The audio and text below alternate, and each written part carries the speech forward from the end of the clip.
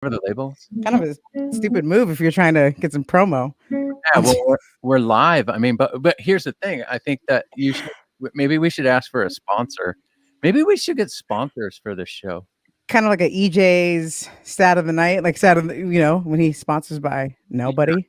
Yeah. Sometimes it's sponsored by somebody. We should get. I mean, Lindsay. We're live. We're live. It's Tuesday. We got Mark Moore back. This is exciting. Lund is missing.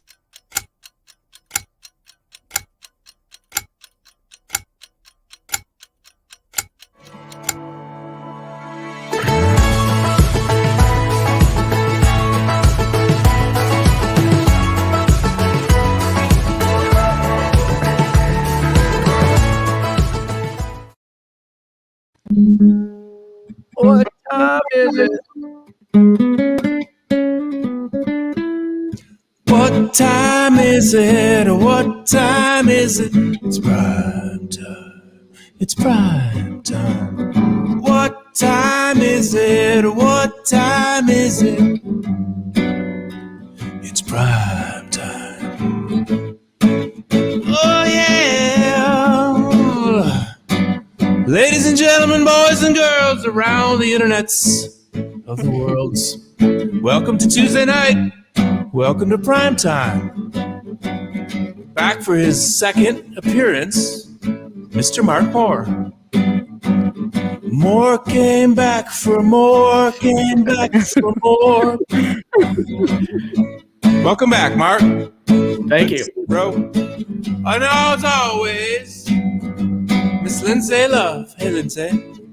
Hello. Flashing the peace sign. And up in the corner, Mr. J. Parkin, the host of Prime Time. I like the ending on this version. Like when you get breathy, kind of like John Mayer. Yeah, that's what I was going for. I was going for the mayor thing. The mayor. We're gonna call it the mayor. The mayor. The butterfly is back. The butterfly is back. Mark Moore is back. And Hey. By popular demand. Good to be back. So the last time Mark was on, Andy brought out, hey, we should do a new segment. And that segment should be called something like, what's the dumbest thing you've done this week or today? And I said, I wore a pirate's hat. Now, let me tell you something, Mark. I appreciate you made me dig this pirate's hat out. Here's why. I've had more compliments about this pirate's hat in the last few weeks than any other hat I own, which is good. So I guess it wasn't that dumb. Thank you for having me wear a pirate's hat. So I figured I'll put it back on tonight. Everything will be great. So thank you for coming back to the show. Oh, thanks for having me. It was a blast. Now I know what I'm in for. Now you know what you're in for. This is another factory tour episode number 46, guys. We did 46 things. We're gonna talk about the rest of the milling department. So laser cutting, rosettes, tone wood sorting, etc. We're gonna show you some video clips in a little bit. But as you know, we have some segments to start out with because we can't do the show without talking too much in the beginning, right? I mean, here's the thing. We didn't get any hate last week, Andy. We did not get any hate. We got some love. So I don't know if you have a song about that, but if you do, would you play it? Yeah, a love song. A love song, please.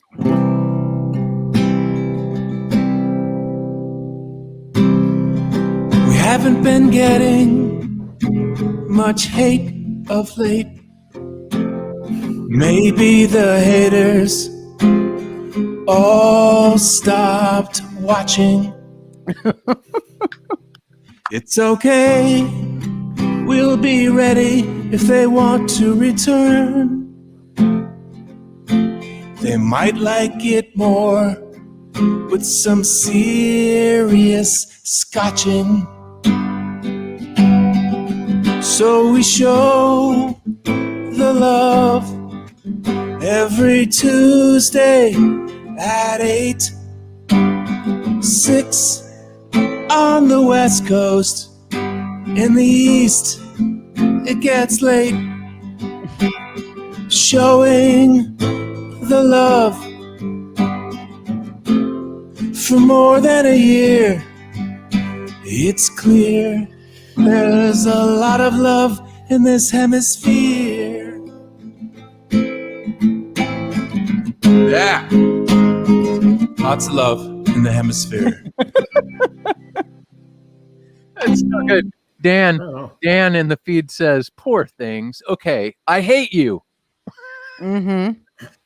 Okay, thank you, Thanks, thank Dan. you, Andy, for that lovely tune. And Mm-hmm. thank you, Dan, for your hate. We appreciate you.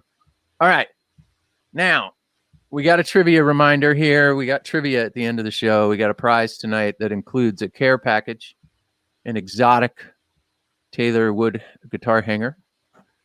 It's going to come with a new Taylor digital tuner, if you can see that. And then some care stuff like some cleaner and a rag and maybe some strings and some picks, etc. So stick around for the end of the show and we'll do some trivia. Next thing. Okay. All right. Mark, you weren't here for a couple of episodes, but I know you watched Joanne's episode. So you did see that we have a new segment and we are really excited about that segment. Now, here's what the segment is. It's called The Draft. All right. And here's how it works. We have a useless clip. Then we have a song. Once we have that song played by Andy, I'll tell you the rules. Gabe, will you play the useless clip, please?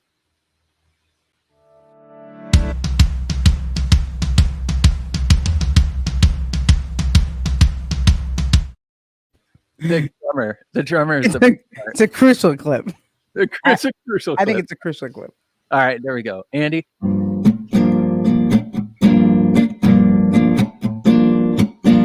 Play a new game with the Taylor staff. Please don't run away. You might just laugh. We never know the subject. We wonder why we play. But it's a fun game called The Draft. All right, the draft. So, Mark, we don't know what the draft subject is. It's pretty simple. It's like the NFL draft or the NBA draft, where it's draft night. We get 5, usually sometimes songs or bands or artists that we have to draft for some sort of subject. And then we go around in a circle and we draft, starting with you. So I hope you're ready. Gabriel, what is tonight's draft topic? Tonight's draft, 5 bands / artists for your summer road trip. Playlist. Playlist. So not to see, just adding to the playlist. Adding to the place. Spotify? Is that what it is? Spotify? I mean, wow. I think Spotify? it doesn't matter. Spotify, Apple Music, Spotify. We'll say Spotify playlist. That's a good one. Mm-hmm. So is it 5 songs? It's 5 artists. 5 Which artists. means you could have like full records. Full 5 records. draft. Yeah. Full records. I like this draft. I do too. If you're in the comments, you should put your 5 too. Why you like and subscribe to this channel. While you like and subscribe. Put your 5. All right. Here we go. Mark. So we go around one at a time. We go around 5 times. Oh, okay. This is great. Mark, what is your first band or artist for your summer road trip playlist? I think if you're going on a road trip, you got to have the Beach Boys. Am I right? Got to have the Beach Boys. That's a good one. Oh, so That's a good one. He's feeling the vibe. He's gonna go summer vibe. Summer Right vibe. Right I on. feel it. I got it. Lindsay. I'm going Michael Jackson for pure catalog. I can listen the whole trip. I get you. That's awesome. Yep. D? First record I thought of was they only made one record together, a band called Monsters of Folk. Uh-huh. M. Ward and the other dudes, Jim James. Is he in that band too? Oh, M. Ward. I know what you're talking about. Yeah. Bright Eyes. The Bright Eyes guy. I'm sorry, I should know. Connor Oberst. Connor Oberst. Yeah. That band that's a great record. That's a good one. It's an excellent, easy listening, great pop record, man. Love it. I like it. So I'm gonna go for it because Mark, took my first choice. I mean, you always, the Beach Boys always come before this band, but I'm just going to do it. And I'm not going to get yelled at anymore in the feed over here. I'm going to add the Beatles. Finally, someone says The so. Beatles. It's my next one. Beatles. Oh, I took Mark's. Okay. You Mark, did. second choice. So you killed it there. I had it all ready to roll. Yes. Finally, I took one. Lindsay always takes mine. That's true. All right. Let's say the Eagles. Oh. Yeah, you can't go without the Eagles. So if someone failed to choose the Eagles for a summer playlist, that's Yep. a good one, Mark. That's a good one. Your playlist is going to get a ton of listens. Okay. Yeah. Lindsay. I've been on a lot of long road trips, so it's about keeping you awake. So we're gonna go with Sly and the Family Stone. Oh, I need funk. We need some funk. that's good. Some Good. soul and some funk. Yeah. Funky And- road trip. Yeah. Oh man, Andy. I'm thinking I need some yacht rock on my summertime cruise. So I'm gonna go with Christopher Cross and just sit back, Yes. roll down the windows, Dude, you can't pass up Chris Cross. ride like the wind. Uh,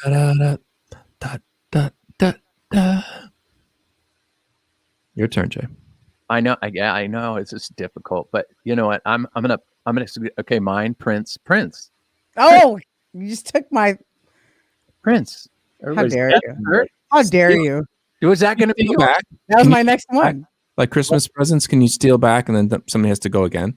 I think we should figure out some sort of steal. Yeah, maybe like one steal per round or one steal per show. Or something. It'll All right, we'll bring go that too up next. long. All right, Mark. Who's your third playlist band? I think you got to have some good sing-along stuff that you can't really sing to and you can't follow the pitch. So it's got to be a journey.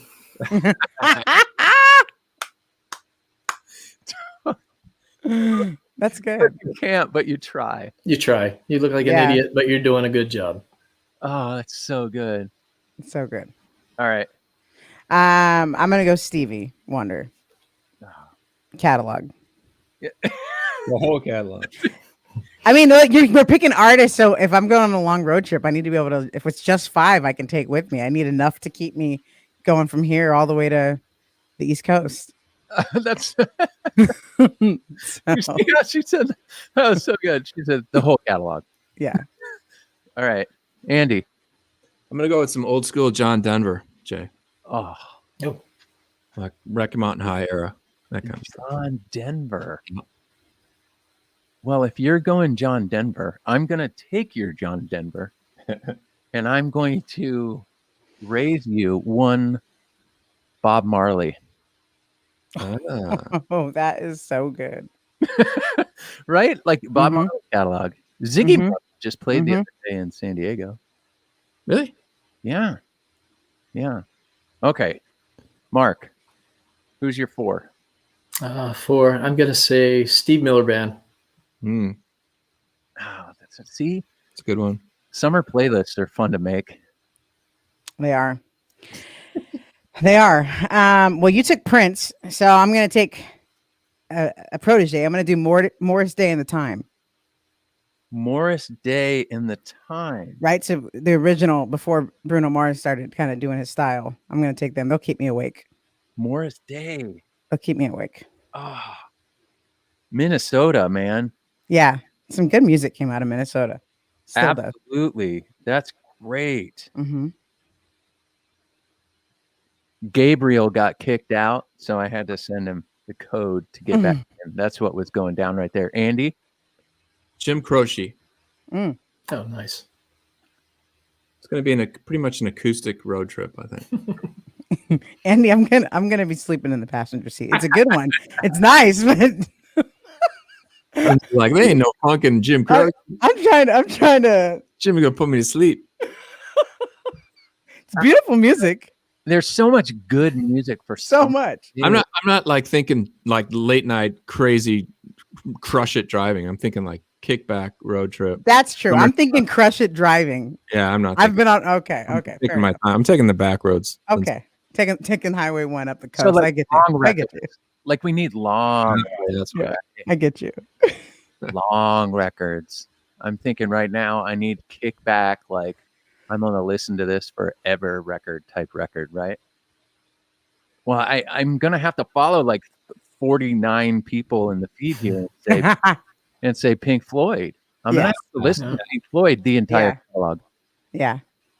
Pink Floyd. We must be driving across the country. That's what I was doing. Okay. In like 2 nights though. In 2 nights, I have to get there. I have something to do there, so we got to get there fast. All right, Mark. It's cleanup now. Who is your last draft pick? Well, I got to throw some country in there, so I wish I could mix it between Aldine and Stapleton and a couple other guys. I'm going to say I have to have some Chris Stapleton in there. Andy, did you listen to Chris Stapleton yet? No, actually, my brother played me a tune in the bar the other night, but I haven't listened to much of it. So good. It's so good. So good. Chris Stapleton's the man. So Like, good. He's done wonders, like just bolstering he's special, man. Right? Yeah.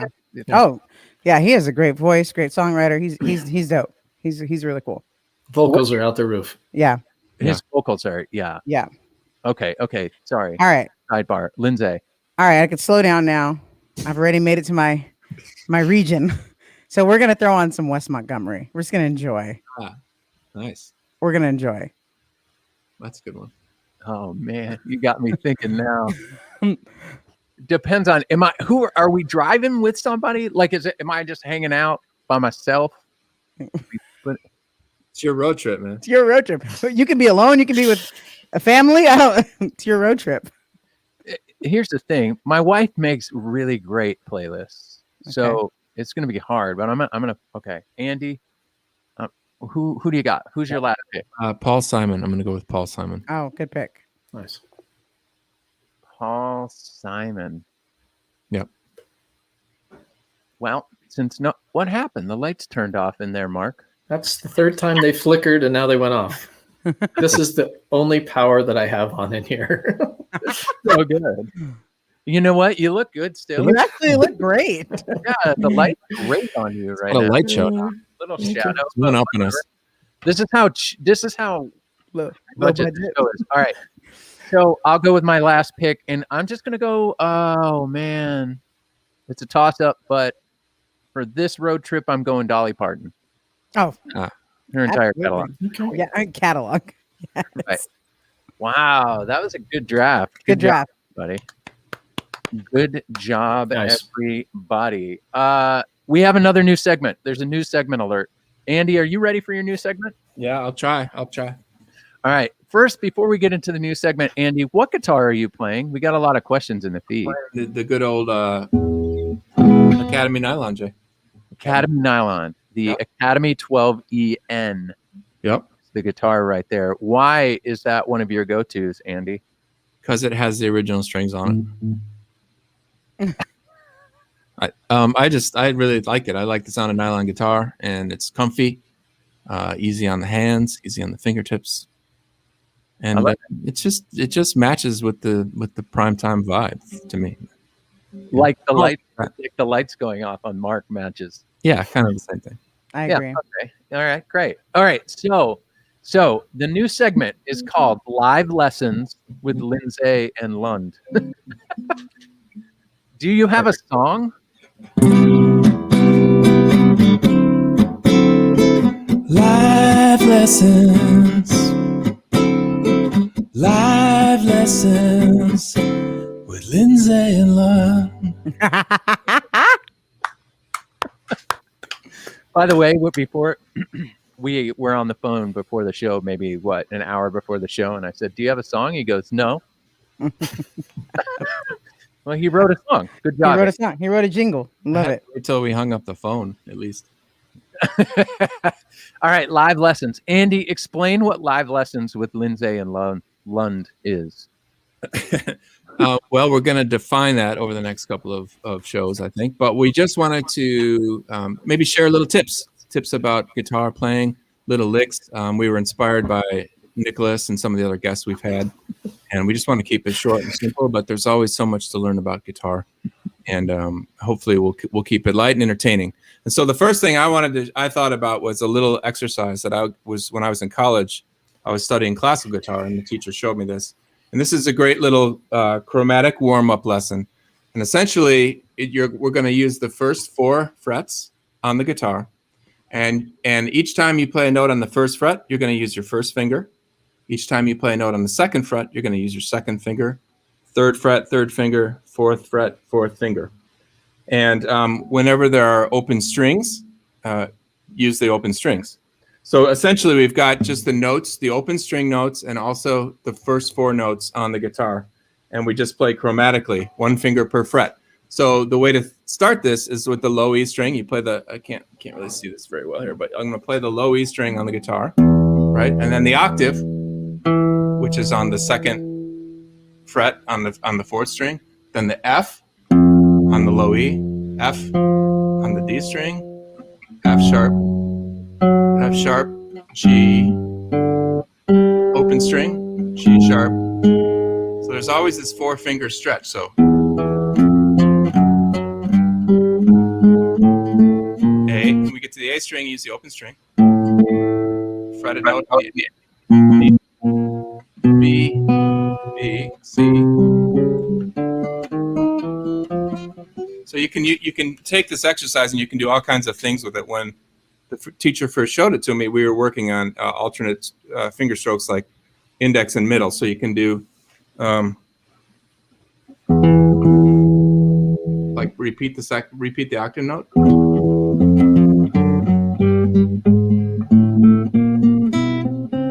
So it's a really good exercise just for getting your fingers stretched out. And you can do whatever you want with your picking hand. You come up with some kind of cool,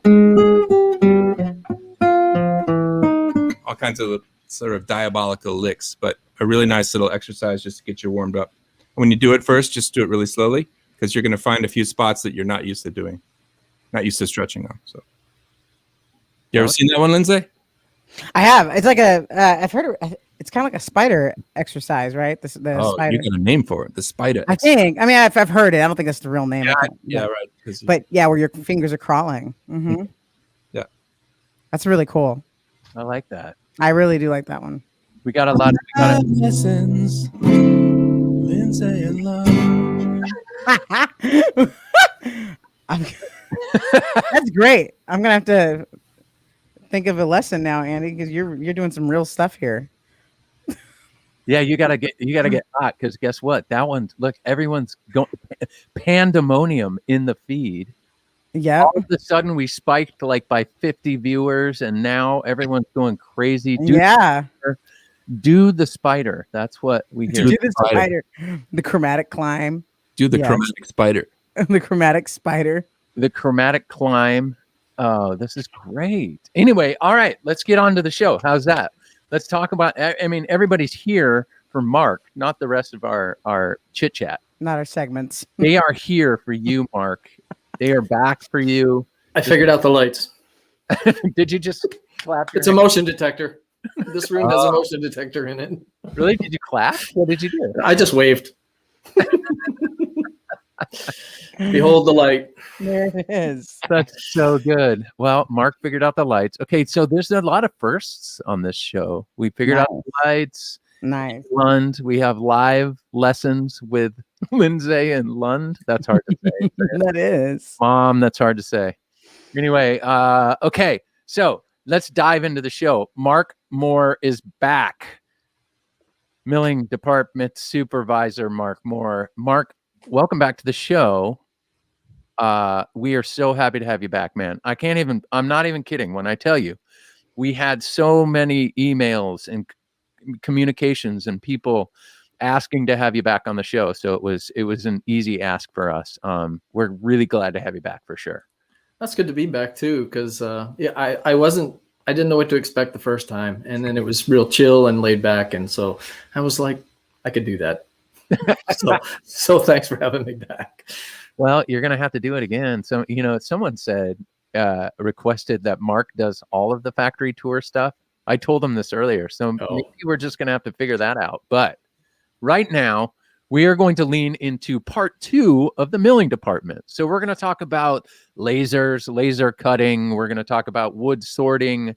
We have some clips to show you. But before we get into the clips and before we get into the discussion, I heard that Andy Lund has another song.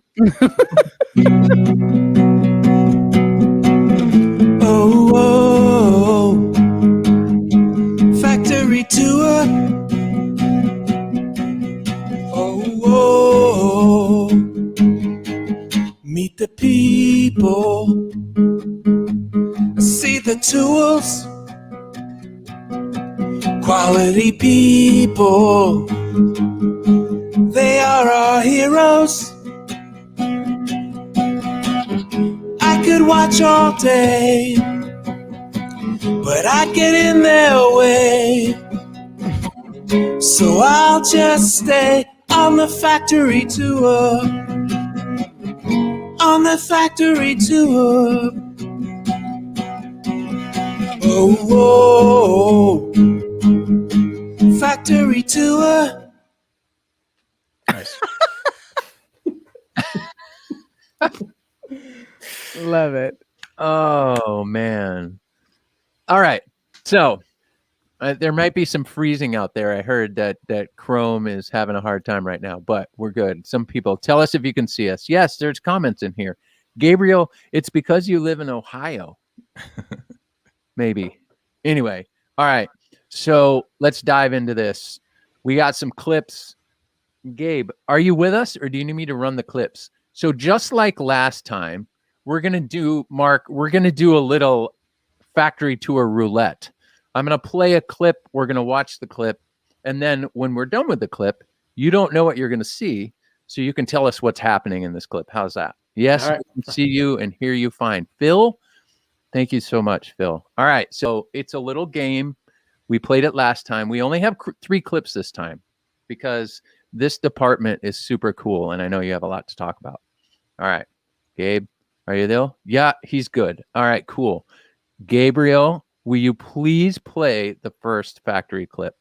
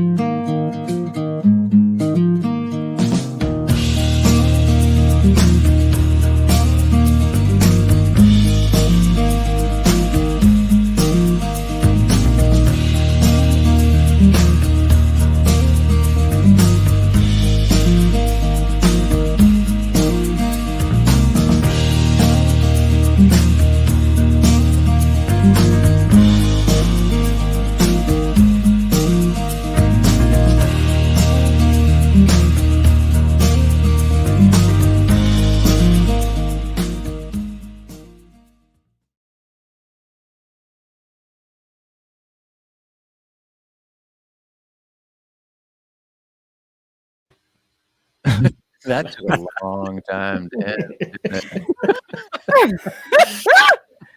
It wanted Mark to think.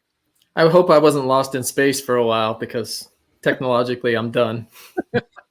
Now, Joanne recovered well a couple of times. Well, I mean, she does have to teach the entire company how to exist.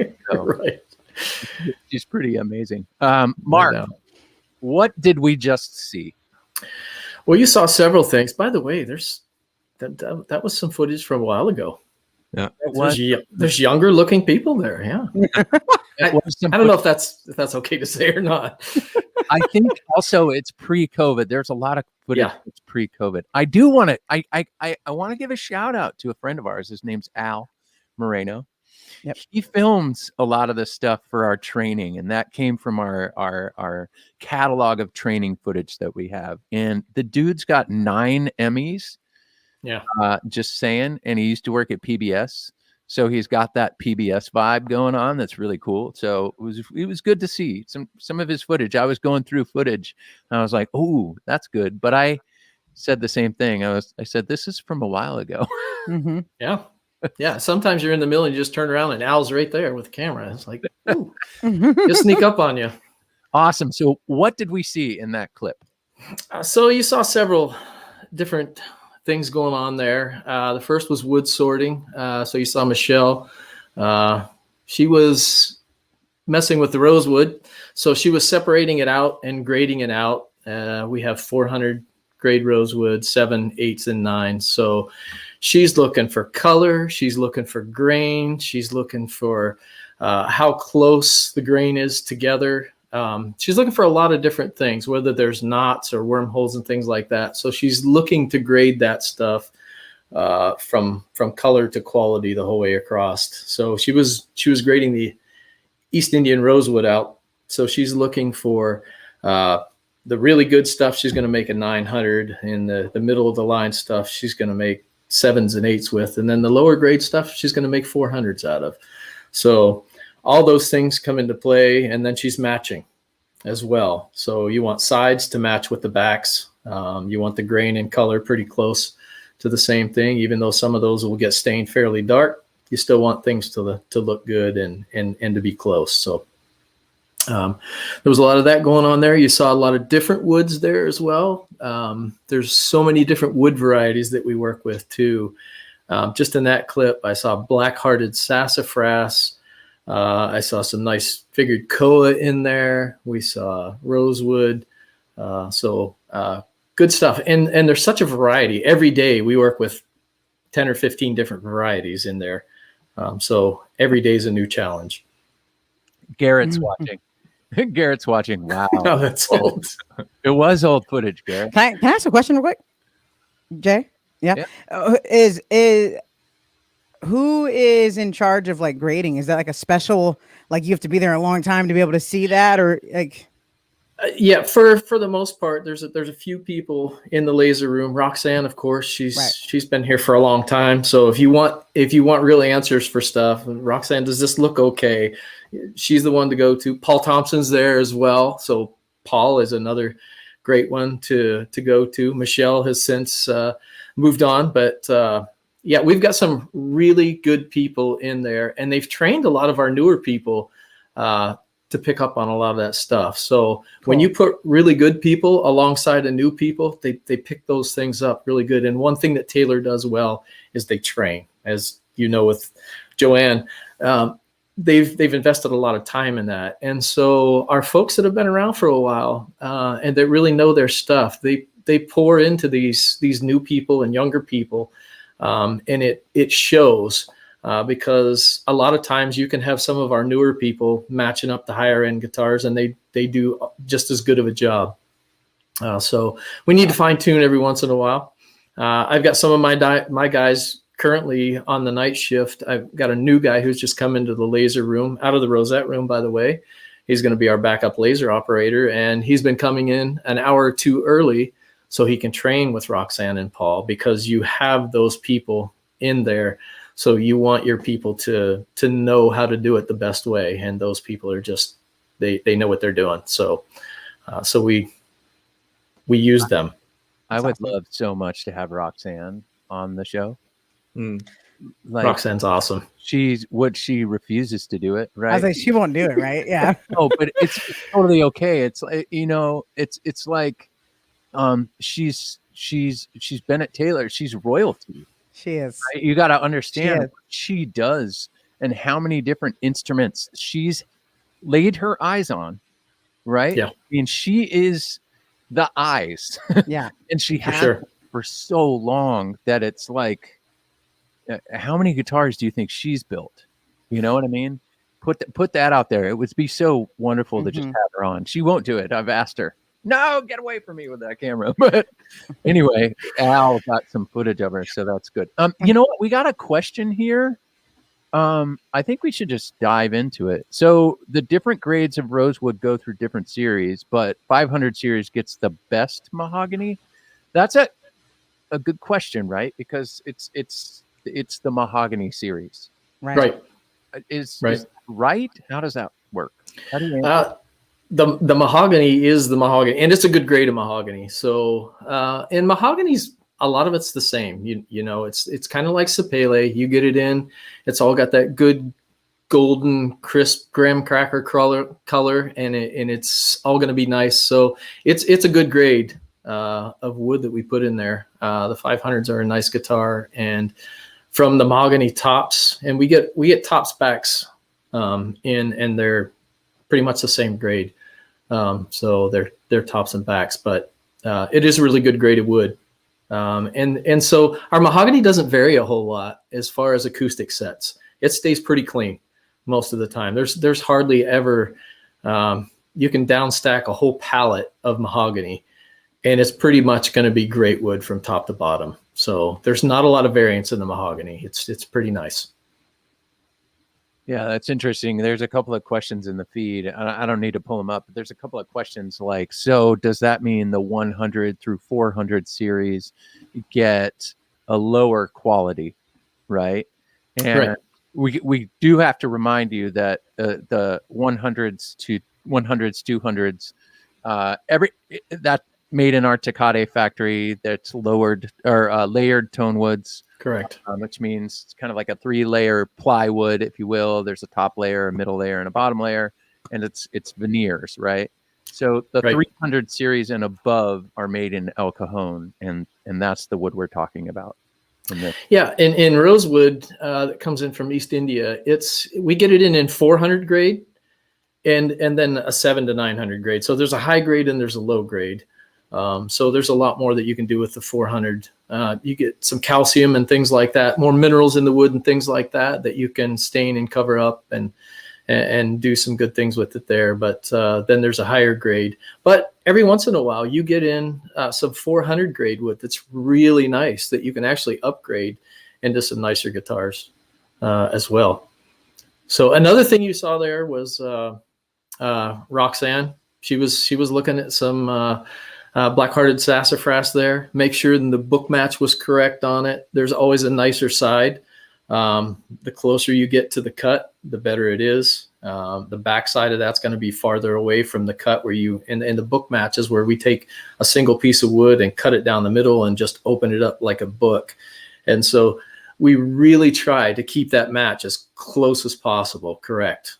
So everything you do, once you have that book match, as Jay's showing there, once you have that book match, you want to do as little to it as you can. So you want to take off the back side when you're rotoplaning and when you're sanding, because you want to keep that book match as close as you can. So it just mirrors itself on every guitar. So Roxanne and the people in the laser room really make great strides at trying to keep that book match the best that you possibly can, and keep it as close as symmetrical on either side. Although wood is wood, so sometimes it's not perfect, but that's what wood's all about. It's got character, so you use that as well. Here's a good question from the feed, from Phil.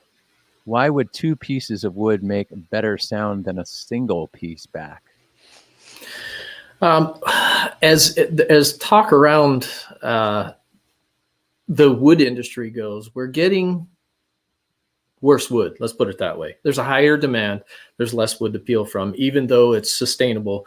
But I've heard talk that as you brace wood and glue wood together, it's stronger and you get a higher resonance out of it. So a 4-piece back, which a lot of our guitars are becoming now 4-piece backs, the sound on that is really good. We even have 6-piece backs that we're doing with blackwood, and 8-piece ebony backs right now for the American Dreams, the AD12s. Those are actually 8-piece backs. I just recorded Andy Powers a couple of weeks ago at a studio, and I said to him, "Is that a 314 CE?" And he said, "This is weird." And he kind of was like, he got very Andy Powers. Got a 16-piece back on it. I said, "Okay, do explain." He said, "I can't." And that was the end of the conversation. He just started playing it, and it sounded beautiful. But it's interesting. We're getting a lot of good questions in there. We'll save your questions. Keep your questions coming. We'll add to some Q&A at the end. let's. What else did we see in that clip? And just to say on that 16 piece or whatever, how many pieces was, every once in a while we get some requests to do some tests and things like that. So I know before we've taken 1-inch boards and sliced them, that 1-inch piece off, and glued those all together and have made backs too. So that may have been one of those. Anyway, the other thing that we saw Paul gluing up on the glue up wheel. So Paul takes the book match after they're jointed out in the joiner shaper, which makes a spring joint, which makes that a little open in the middle, which makes your wood pull more glue into itself, and it makes a good solid joint. So after we joint everything down the middle, and then Paul and we have a few other guys trained up to do that now. They're gluing it up. So they're making that book match. They're gluing it together. They're putting it in the glue up wheel where it's held down flat, and then it's clamped together so that wood stays together. And then that wheel turns. And the machinery that our tooling department makes around here is unique as well. And the machine that you saw the glue up wheel is quite ingenious. But you can glue up 16 backs tops at a time. And as you're gluing up, we have high-tack fluorescent glue, which holds pretty quickly. So by the time you get that wheel turned around and have 16 backs glued up, then you can take the first one that you glued up out and keep right on rolling with that wheel. So it's interesting. I was giving a factory tour once, and a gentleman said to me, "That looks like a Home Depot special." And I said, it might have been a Home Depot special. It's pretty genius. I had Bob explain it, and he said it's kind of like just a timepiece. It's almost like a clock. Like when it gets one full rotation, you can take that first set off and then add another one. It's pretty interesting. Exactly. And some of those parts may have come from Home Depot. It's clamps. It's clamps that you would use in your own shop. Bolted into a wheel at the center, and so it's pretty ingenious. The engineering and the things that come out of Taylor I've worked in the wood business for 45 years, and some of the things that they come up with here are just ingenious. And talk about time savers. Yeah, we have a lot of smart people that work here. Going back to rosewood for a second, Jay, Mark was talking about the different grades, and yeah. The words that we use sort of sound, no pun intended, they sound degrading in some ways when you say lower quality. But what we're talking about is the way that it looks, because the sets themselves don't really sound that much different. A 900 series set is usually chosen by Roxanne because it's full of purple and red. It's very vibrant looking. Mm-hmm. A 400 series is going to be a little bit more plain Jane, like you said, maybe more mineral deposits. But do they sound any different? It's still rosewood. It's still rosewood. And a really great thing that is a fun test sometime is to set up a 414, an 814, a 714, and a 914. And you will hear a difference, but it's not because of the grading of the wood. And if I'm wrong here, Mark, please set me straight. But the design that Andy has put into each one of those series is really different. Like a 700 series to me, that's my favorite of all of them. The 900s are beautiful, but I love the way the 7s sound. And there's more like of an emphasis on the fundamental part of the sound. Whereas the 814 is all a lot of overtones, really hi-fi sounding. So just wanted to clarify that. Gotcha. And sometimes you can get a 414. Yeah. That's just magical, right? Yeah. So, we have 414 CE, which is often oven call, back and sides. And then we have a 414 CER, which would determine rosewood back and sides. Mm-hmm. You can find magical guitars. I think sometimes guitars just need to find you. What else did we see? Did we see anything else in there? I think that was it. I think that was it. Unless I missed something. I think it's time for another clip, Gabriel.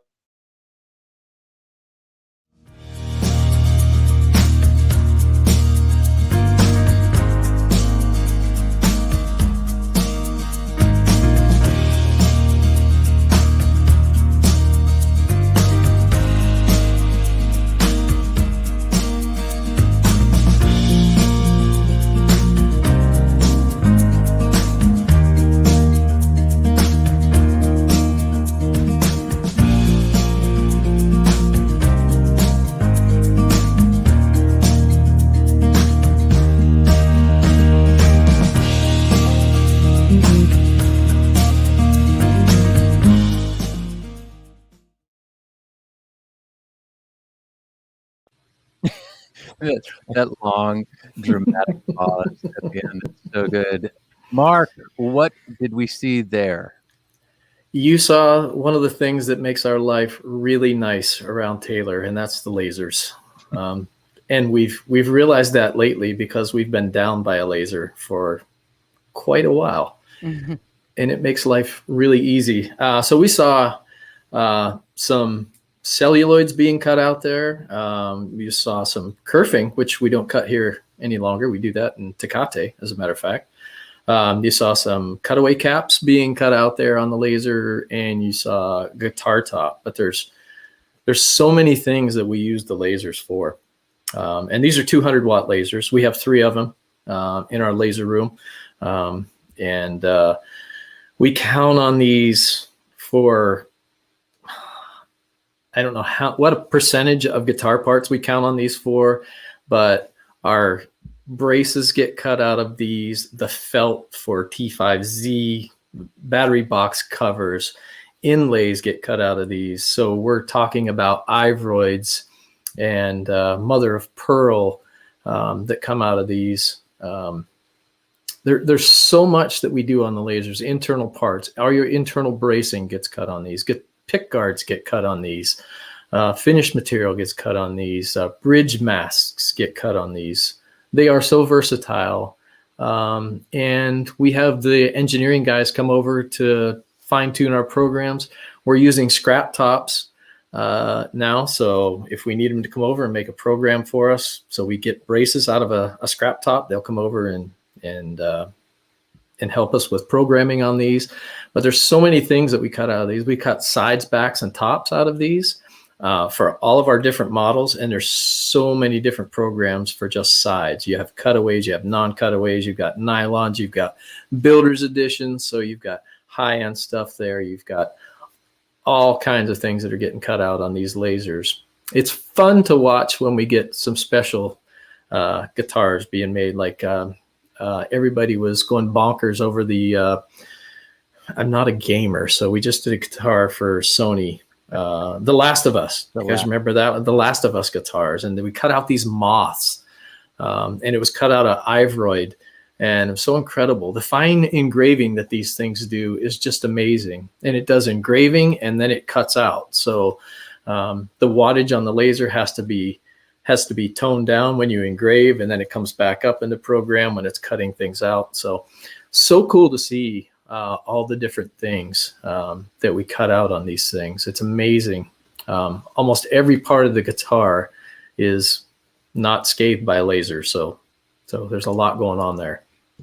Yeah, it's one of my favorite parts of the tour to give. So I was taught that we used to cut tops on bandsaws, right? If that's right. So, and the way it was explained to me was, imagine an 8-hour shift, and a human being is cutting tops on a bandsaw. The tops early morning might be a little off, and then you have your coffee kicks in, and then you're cutting tops, and then you go on lunch, and then you're lagging after lunch because you're full. And then towards the end of the day, the tops get sloppier and sloppier. And now they're just so precise because we can do that. So it saved some of that energy. Lindsay, did you ever see the guitar we built for Stephen Curry? I don't know if you know who he is, but he's going to win the MVP this year in the NBA, probably, hopefully. Probably not, but I just wanted to say it. So in 2016, 15, 16, 17, 16, our Taylor players, artists, Johnny Swim, wanted to make a guitar for Stephen Curry. So here's a little design to give you guys in the feed what can the laser do? So I took a picture. If those of you basketball fans out there know that Stephen Curry writes a part of a Bible verse on his shoe every single night. I can do all things. So it says ... I can do all things. And he writes it with a Sharpie. So we took that Sharpie, we live traced it in Illustrator. So Adobe Illustrator, it's like Photoshop, right? It's not, but we live traced it. We pulled that graphic off. We sent it over to our engineering team, and they created a laser program so it looked like Steph Curry wrote with a Sharpie on top of his guitar. That's how good it was. I mean, the magic that you guys can do with lasers. What, Mark? What else do we laser? What else? I mean, well, I've got some of the customs here too, that you laser parts out for. You guys can probably see that. That's the Hot Rod Limited, but those parts, really cool parts. You can do whatever. Some of you might have seen the running horses. We do a lot of fretboard inlays that are unique. There's the turtle ones. There's running horses. There's the butterfly one. There's moth ones. There's so many different and unique things. There's vine inlays that you use koa and sapele and mix different woods. The guitar hangers, we cut out inlays for those as well. All the Taylor logos come out of those. All of the acrylic stuff that we cut, right down to the 3mm dots that they put in the sides of the 300s, on the sides of the fretboards and in the fretboards as well. It's amazing if you can think of it, and we can write, the designers here and the engineers can write a program and you can make whatever it is that you want. So they're pretty limitless on what you can cut out with them, because we can go up to 3/8 thick on the wood as well. So you can cut darn near anything out of them, but the designs that come out of here are really cool. So there's lots of stuff. That's awesome. Lasers. Andy, were you there when they started using lasers? Were you in awe? I was in awe. I like just, I just remember Bob saying that there's so much, what is it, within 1,000th of an inch, right? Is that how accurate they are? 1,000th? Sure. Yeah. And no human can do that. Not even Bob or Andy can do that all day long. So it's one of the things that make our guitars all sound good, every one of them. And Andy could. Well, I shouldn't have said that. And the cool thing about the lasers is all of our backs and tops, they have points on the ends of them. So they have lineup tabs that the lasers cut, that every other department uses to line these up, to do their thing, to cut out sound holes, to put them on to glue them to the sides. So these tabs, these locator tabs, locate it for the rest of the process throughout the process as well. So it's got to be right on the money, and bridge mask lines so that they know where to put the bridge masks on. These all come off the lasers, and they're precision right on the money.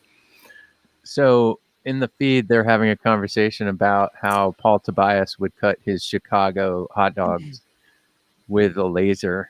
Maybe we should try that one day, and we should capture it. All right, lasers. We've done lasers. We have one more clip. Gabriel, show us the next clip, please.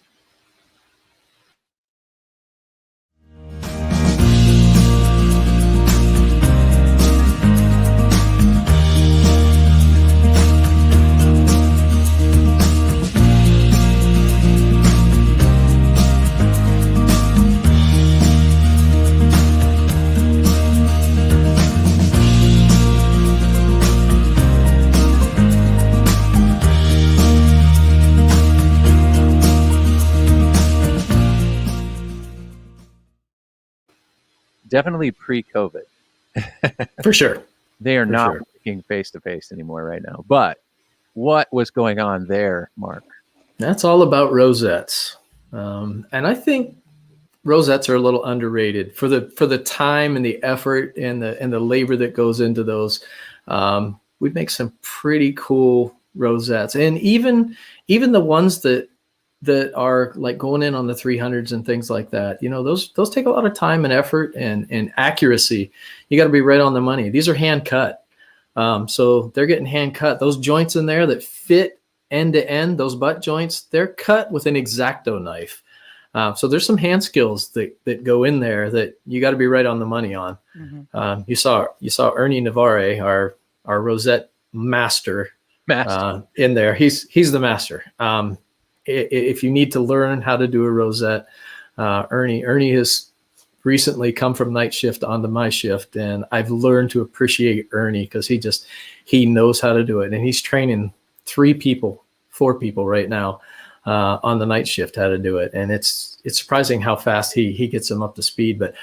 But there's so many varieties of what we do in rosettes. I don't know if you can see this or not, or what kind we're going to get out of that.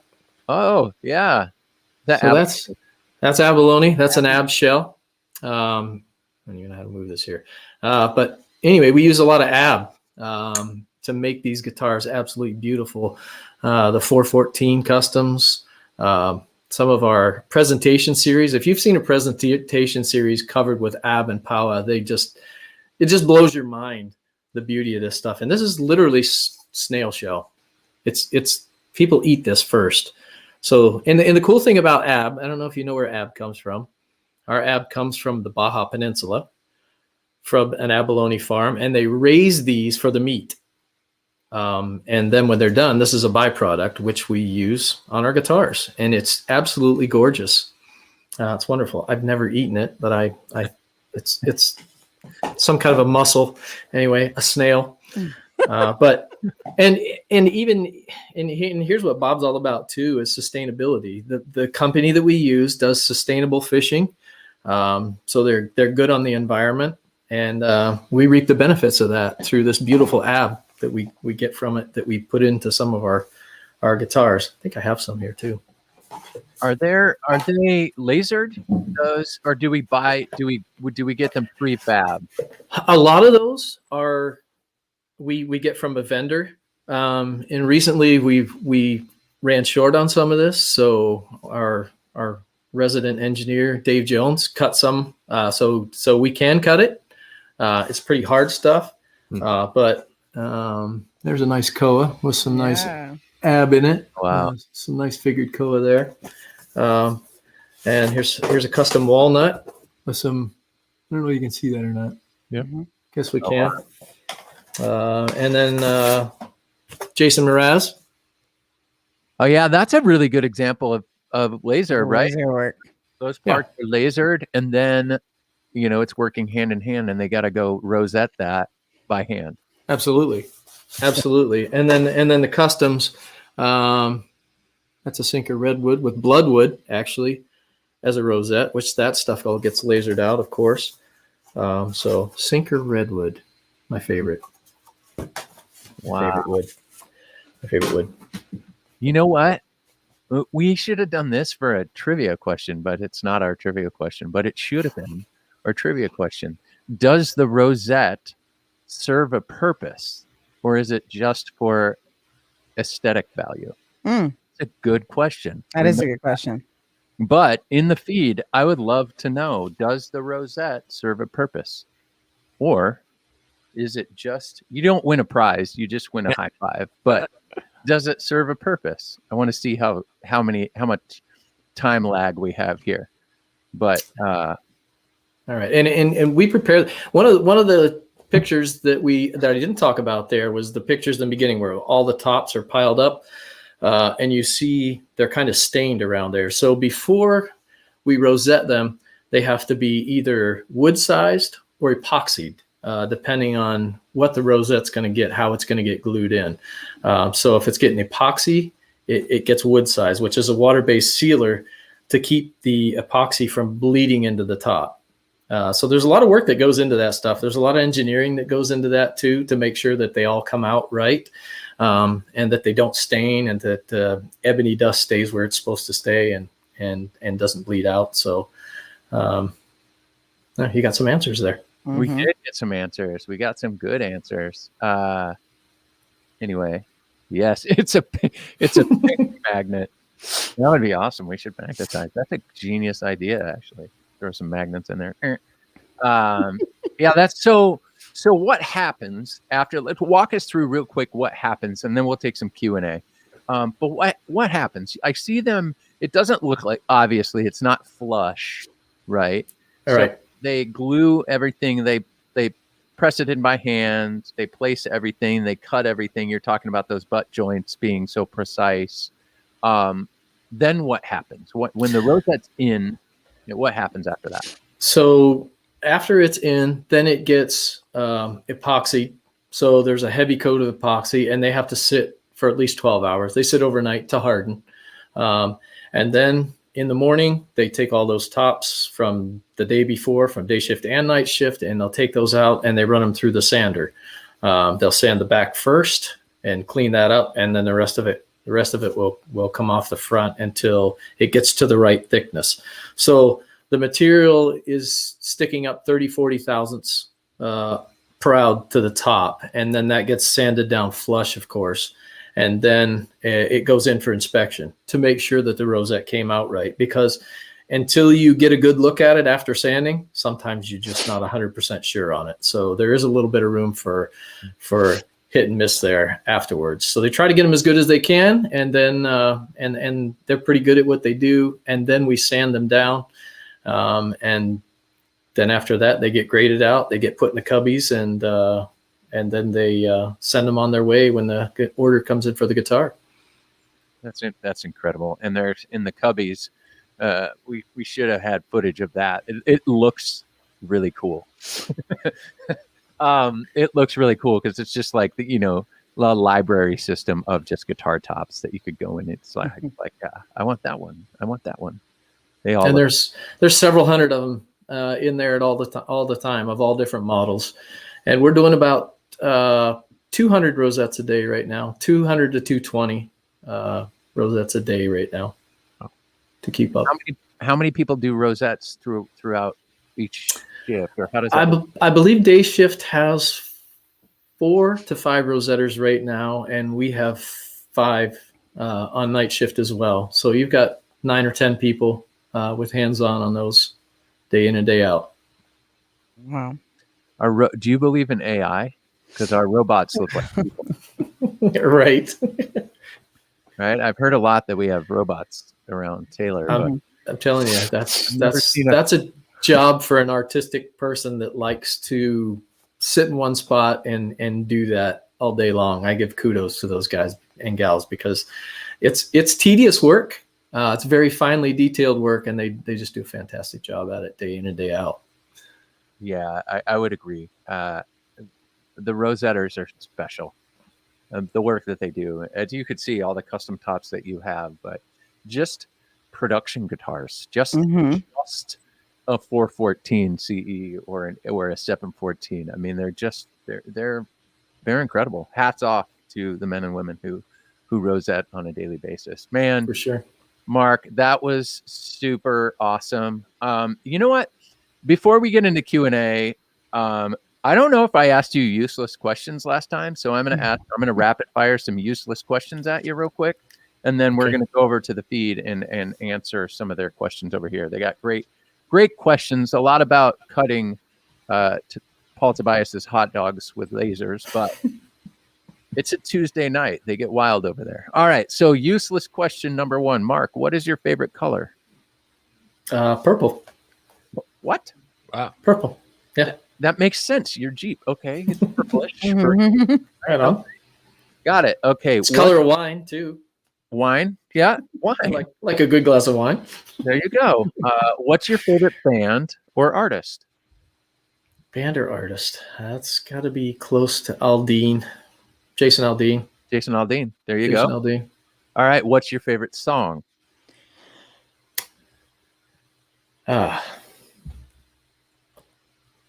Tennessee Whiskey, Chris Stapleton.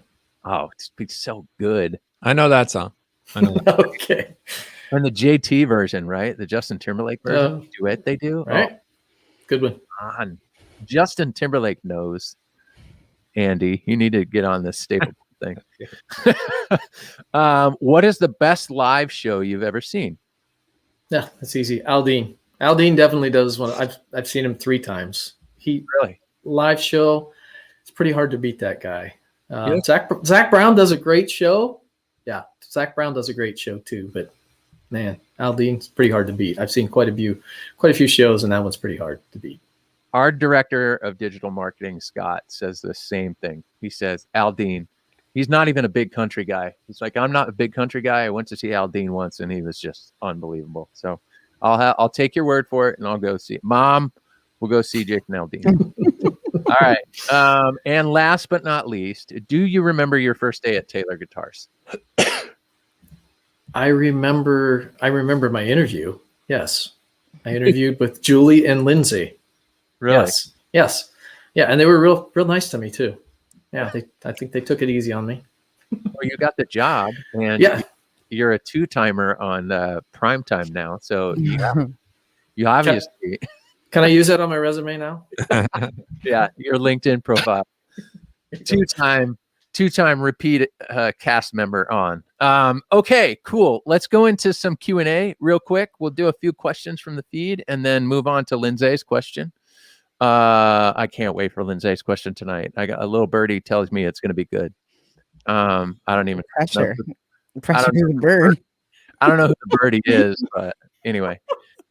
All right, questions. Gabe, do we have any questions for Mark?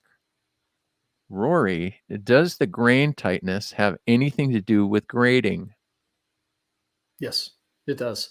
So tight of the grain, straight of the grain is going to make a really nice guitar. And as Andy always says too, nice tight grain like that, consistent grain across the board brings a nice sound because you can tell that tree grew in a consistent environment where it had good water, good light, good soil, good nutrients. So it had a great growth life in there. So it does make a difference. Yeah, the tight grain, that's what they're looking for when they're looking for some high-end guitars. On your 900, you'll find a nice tight grain pattern on those for sure. So yeah, makes a difference.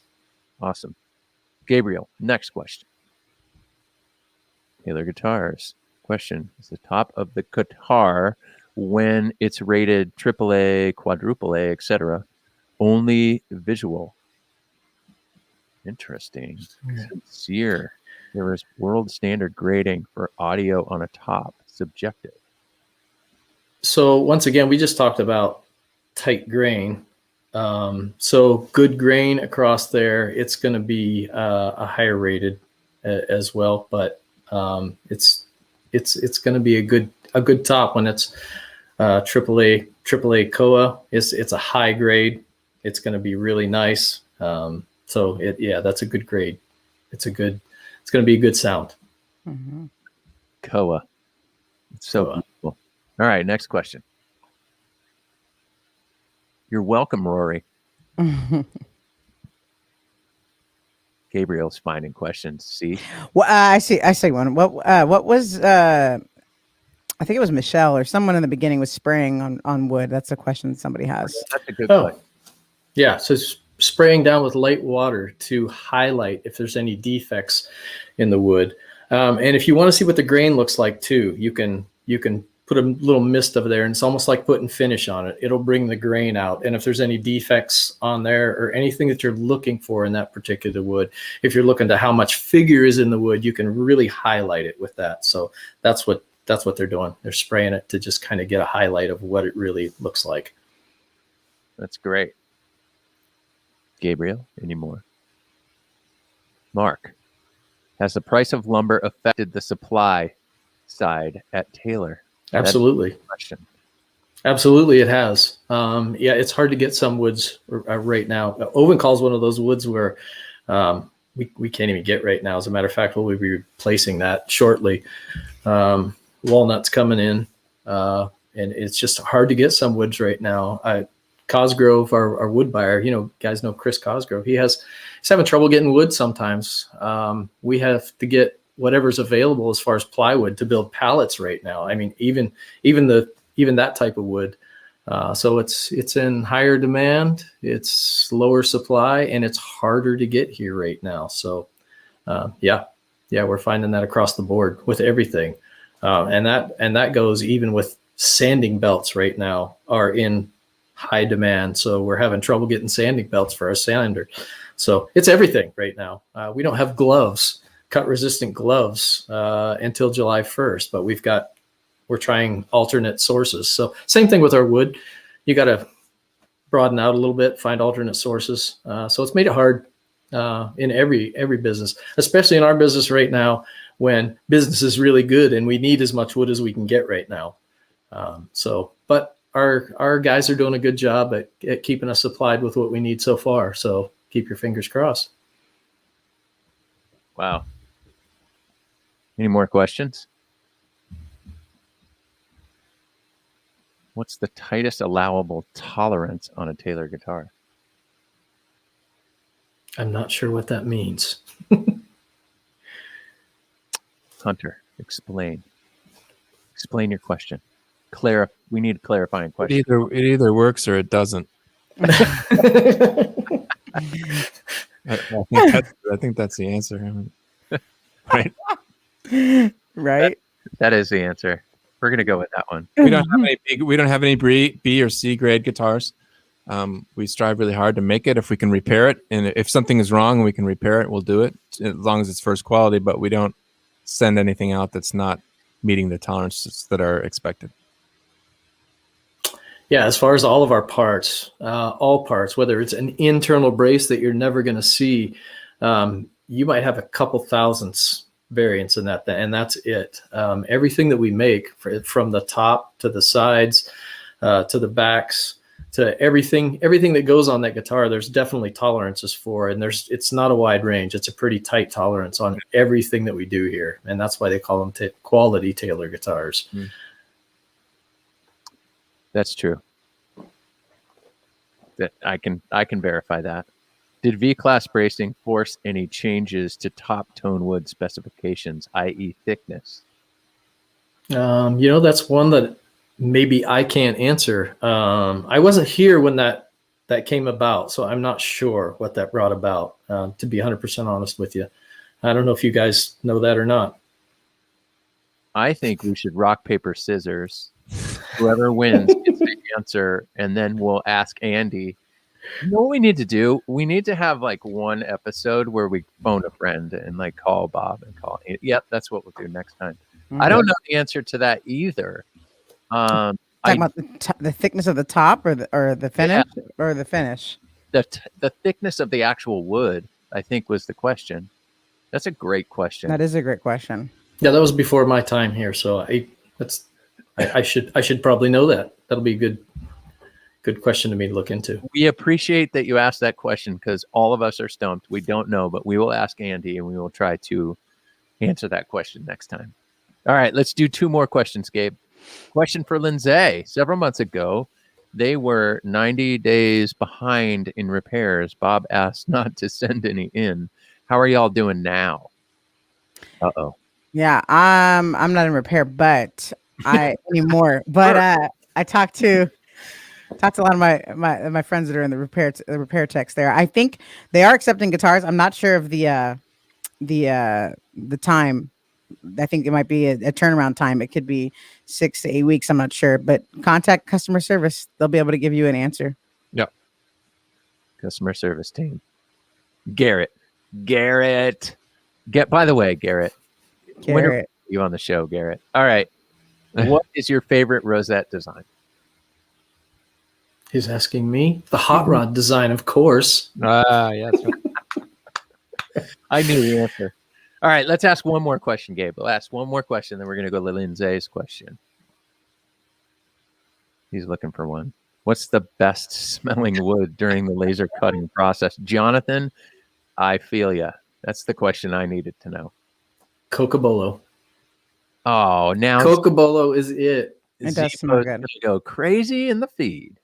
And Yes. 1, 2, 3. Come on, Z. You know you're going crazy. Zebo loves Cocobolo, that's for sure. Well, anytime you heat Cocobolo, it smells like cinnamon. It does smell really good. That's so good. Cocobolo, yes. Bart says, awesome. That is so fantastic. Mark, you're the best, man. We love having you on the show. That is for certain. It is now time for your favorite part of the show, Mark. Lindsay's question. What? Okay. I don't know if it's your favorite. Do you have music?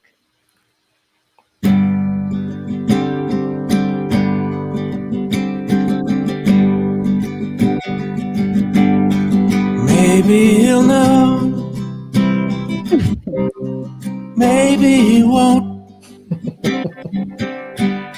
He might need to think. Some people don't. He He's got his reasons, I've got mine. Soon we will know what's on her mind. Hey, look, Phil. Thank you for watching the show, man. Yeah. Thank you, Phil. Yeah. All right, Lindsay. All right, I'm trying to see if I can do a serious or do I just go like funny. Oh, what do we think? I think we should just go funny. I mean, what's better than laughter? I know. All right. So if there was like a zombie apocalypse tomorrow, what's the first thing you're doing, Mark? What are you doing other than getting your family? What's your plan? What's my plan? Yeah, It could happen. It could happen. So obviously, I know it's almost impossible to get through Bronco Peak. So I'm probably packing up the family and heading to Bronco Peak in the Jeep because I know nobody can get there or out of there. So maybe. Okay. Heading to He came out with a smart answer. seriously. Seriously. He knows exactly he's going to do. He's Mhm. going to hang out and have a good time with his family. They're never Yeah. going to find him. But he didn't bring it. He didn't bring any food. He didn't bring nothing. So he's on his way. Yeah, but have you seen his Jeep? You've seen his Jeep.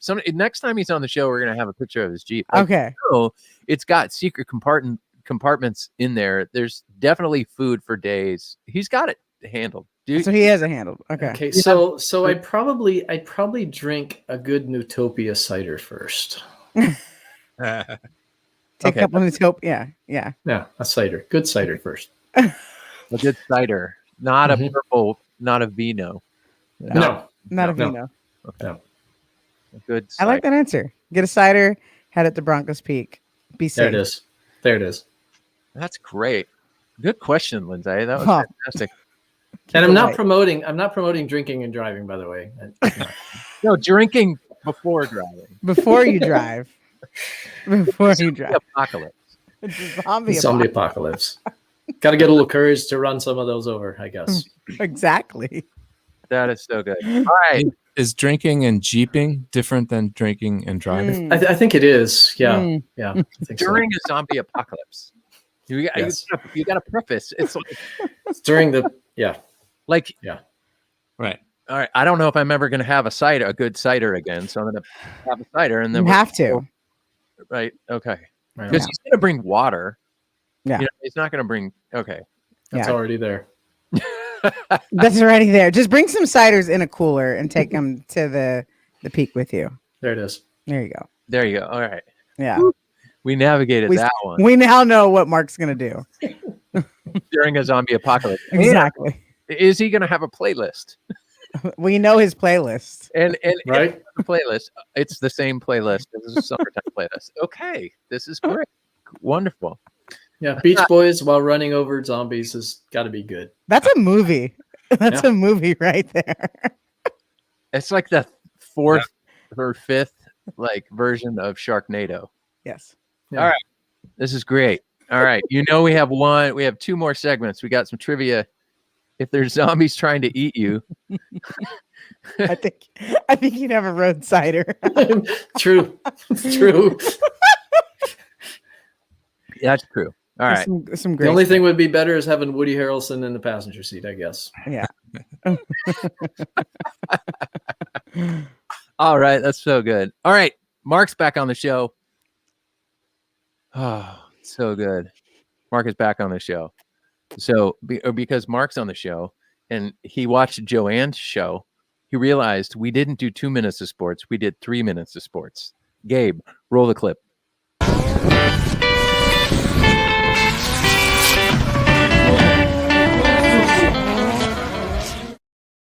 It's the only reason.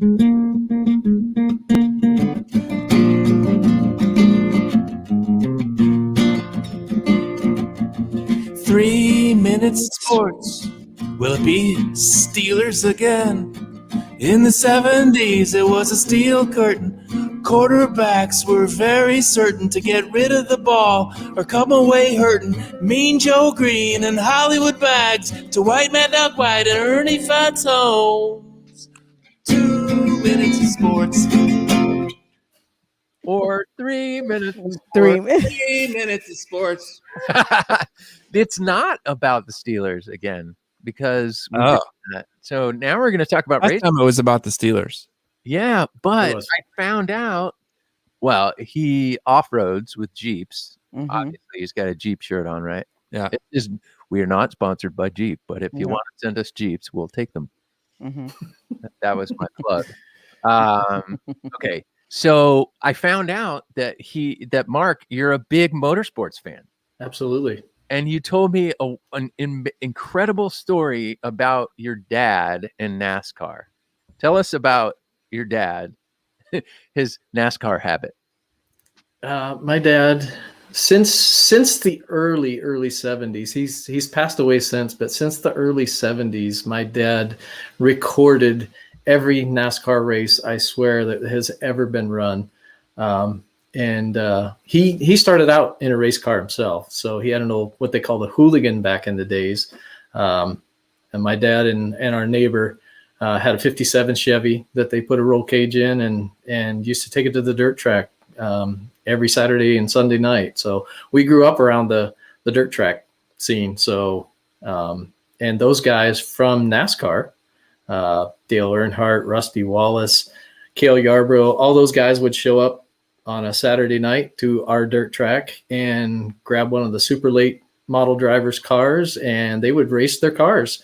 So we got to rub shoulders with all the early NASCAR drivers. It was fun. They would show up at your track a couple times a year, and my dad was a Dale Earnhardt fan. I think I showed Jay a picture of my dad's tombstone today. He's got the number 3 on there and a number 3 race car on there of Dale Earnhardt. He loved Dale Earnhardt Sr. That was his guy. But we grew up around the racetrack, whether it was drag strip or open wheeled cars or whatever it was. But we motorcycles, we raced motorcycles, we raced cars, we did a little bit of everything. Speed, man. Lindsay, have you ever raced in a car? I mean, Come on. Have you? are we talking like street racing? Yeah, anything. Here's why I asked, like, I'm thinking about getting you a gift, and if I were to get you a gift right now, it would be the NASCAR Challenge in Vegas. It would be so good, right? Yes. Would you do that? Me? Yeah.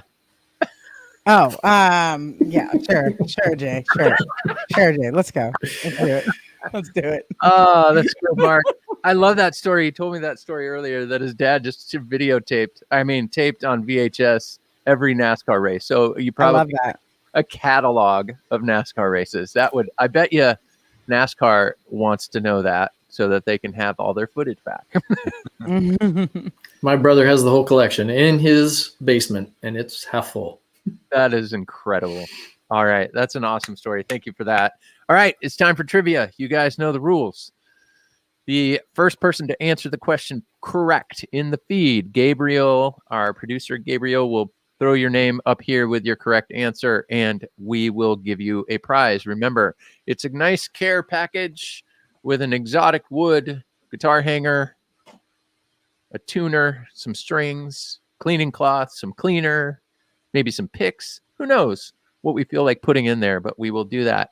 If you win there's only one question tonight. If you get the question correct, you will send us an email, or please send us an email to primetime@taylorguitars.com, and we'll get that thing ordered for you. Look, we are on good track for getting these gifts out. Hunter won a stool last week, and he's sitting on it right now watching the show. So Wow. we are ahead Amazing. of the game, much Amazing. faster than it was last year. Anyway, so Gabriel, if you would like to throw the question up there.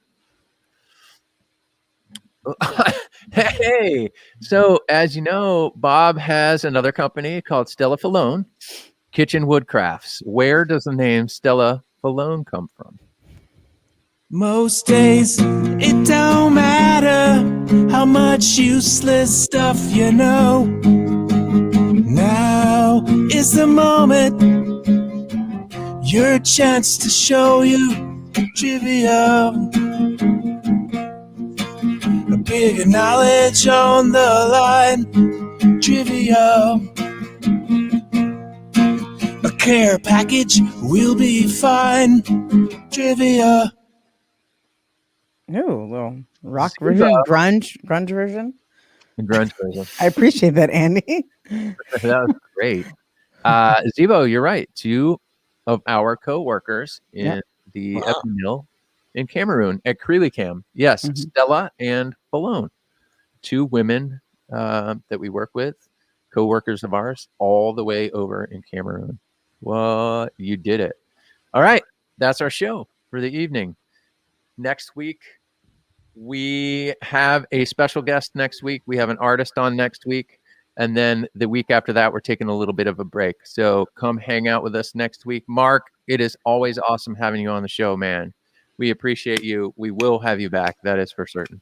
Thank you. Been great. It's always fun. It's always a new experience. Right? Sometimes it's a tech issue. Sometimes the lights go off. Sometimes Just got to keep moving. Sometimes Andy looks like a butterfly. You know. Yes. It is what it is. All right, everybody. Thank you. We appreciate you so much for watching every single week. We love you. Come back next week. Make sure you hit like, subscribe, all that kind of stuff on YouTube for us. We appreciate you very much. Andy, what time is it? Was it? Was it? Was it? What was it? What was it? It was prime time. It was prime time. What the heck was it?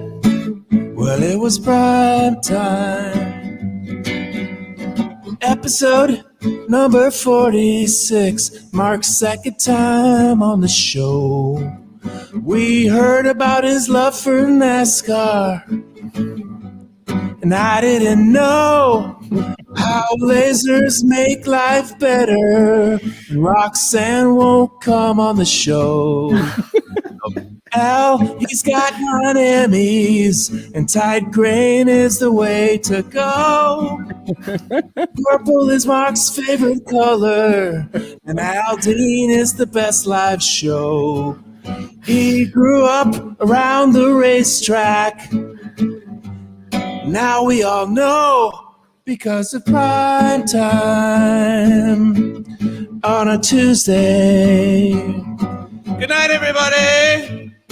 Thank you, Mark. Appreciate you, man. Thank you, guys. We'll see you all next week. See you next week.